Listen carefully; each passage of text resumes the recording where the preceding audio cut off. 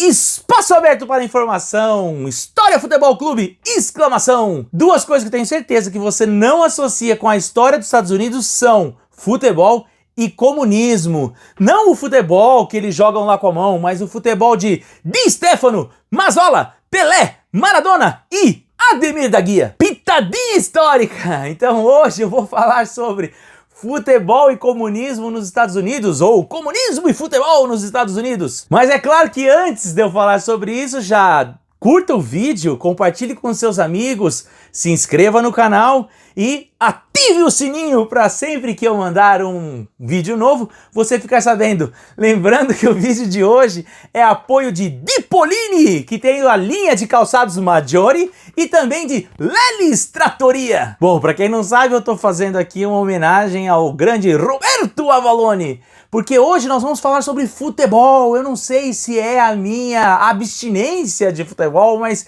eu achei que seria muito legal contar essa história para vocês. A relação que existe entre futebol e comunismo na história dos Estados Unidos. Não é segredo para ninguém que existe uma relação entre futebol e o operariado, a classe operária inglesa.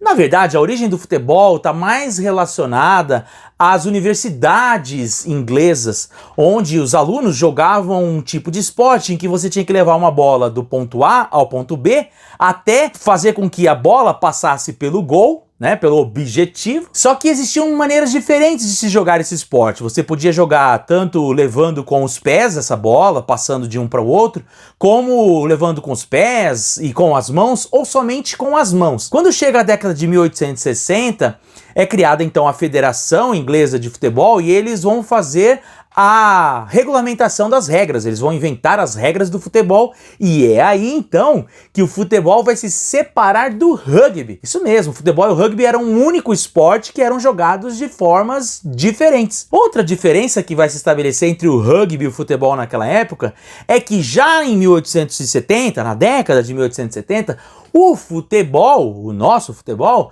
vai admitir que as pessoas recebam salários para jogar por times. O que isso provoca? Isso provoca que os trabalhadores que trabalhavam em fábricas, os operários, migrassem com mais força para o futebol, porque aí eles poderiam receber salários para poder desempenhar o esporte e poder também fugir da rotina de trabalho árduo nas indústrias. Sendo assim, o fato do futebol aceitar que as pessoas recebessem para praticar o esporte fez então com que os operários aderissem mais a esse esporte, o que vai fazer com que aos poucos o futebol se converta em algo próprio da cultura operária inglesa. E assim, à medida em que a própria indústria vai ganhando maior espaço no mundo e indo para outros países, primeiro dentro da Europa e depois ao redor do mundo, o futebol também ganhasse mais adeptos, porque o futebol vai migrar com essas pessoas para outros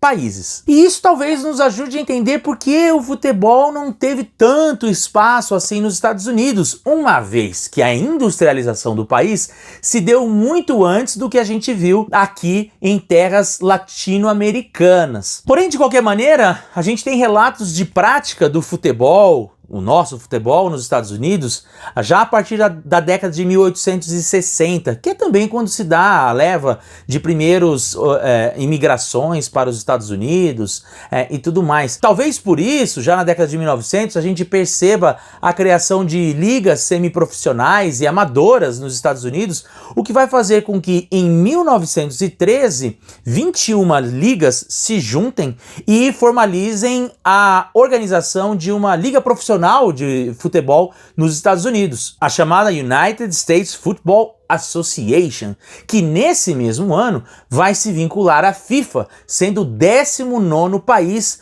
a se juntar à FIFA. Até 1920 o esporte vai ganhando espaço e o que mais chama atenção são os amistosos que são feitos com times de fora dos Estados Unidos. A gente tem, por exemplo, em 1926, 2 jogos que vão atrair mais de 30 mil pessoas. Um jogo contra o Spartak de Praga, em Chicago, que teve 30 mil pessoas na audiência, e outro jogo que aconteceu em Nova York, contra o Vienna Rakowa, que contou com a presença de 46 mil pessoas. Quando chega em 1928, 1929, a principal liga de futebol dos Estados Unidos, a American Soccer League, vai brigar com a Federação de Futebol dos Estados Unidos. Aproveitando-se dessa ruptura entre a federação e a principal liga, o Sindicato dos Trabalhadores do Esporte nos Estados Unidos vai criar uma liga alternativa, a Workers Soccer Association. Esse sindicato era presidido pelo Partido Comunista dos Estados Unidos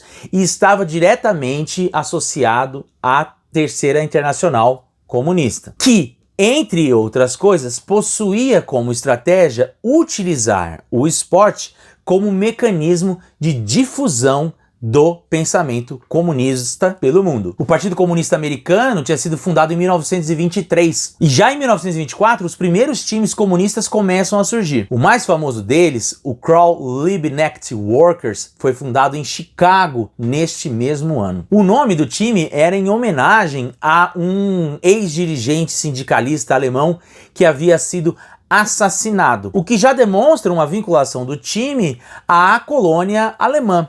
Aliás, é importante dizer que esses times que vão surgir então neste momento, eles estão diretamente associados geralmente a colônias de estrangeiros, como alemães, ingleses, escoceses e irlandeses. Uma coisa que vai diferenciar esses times comunistas dos outros times que já existiam era o fato deles usarem uniformes vermelhos, que geralmente tinham como símbolos uma estrela vermelha ou então a foice e o martelo. Os seus nomes geralmente faziam referência a líderes históricos do Partido Comunista ou então a sindicalistas que haviam sido presos ou mortos durante manifestações públicas. Então, em 1927, finalmente, a Workers Soccer Association vai ser formalizada, já com 30 times e 400 jogadores sob a sua tutela. Quando chega 1929, por conta da crise de 1929, as empresas que patrocinavam os times de futebol começam a retirar este patrocínio, o que vai fazer com que o orçamento das equipes caia bastante. É daí que vai se originar a briga entre a Liga de Futebol Americana e a Federação de Futebol dos Estados Unidos, uma vez que a Liga queria que, por conta da escassez de patrocínio, a federação repartisse de maneira mais igualitária o valor das bilheterias e cobrasse valores menores para a taxa de filiação. Claro, a Workers Soccer Association, que não era boba nem nada, vai atender justamente essa reivindicação, com taxas mais baixas de filiação e divisões mais igualitárias nas bilheterias, o que vai atrair muitos desses times que vão brigar com a federação a se associar à sua federação. No entanto, é bem interessante perceber como o esporte realmente foi utilizado como uma ferramenta de propaganda do comunismo por parte do Partido Comunista dos Estados Unidos, uma vez que, ao se associarem a essa federação, os times passavam a receber informativos sobre a causa operária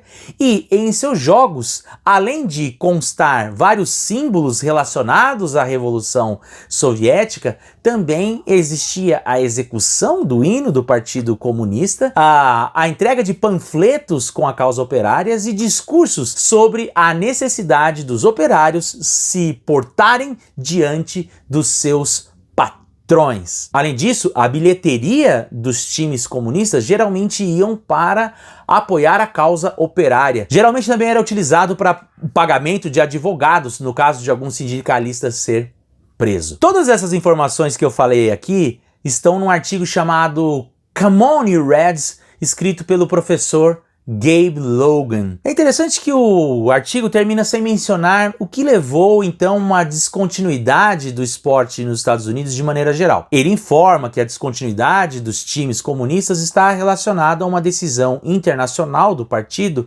que, a partir de 1934, começa a se engajar em uma frente única de combate ao fascismo e aos regimes autoritários.